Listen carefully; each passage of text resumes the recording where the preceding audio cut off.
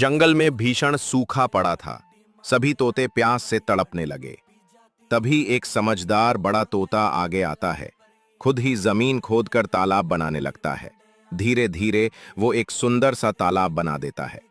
फिर दूर नदी से मक्के में पानी भरकर लाता है और तालाब में डालता है। सभी तोते दौड़कर आते हैं, पानी पीते हैं और जान में जान आती है। खुशी खुशी वे भी मटके में पानी भरकर अपने घर ले जाते हैं।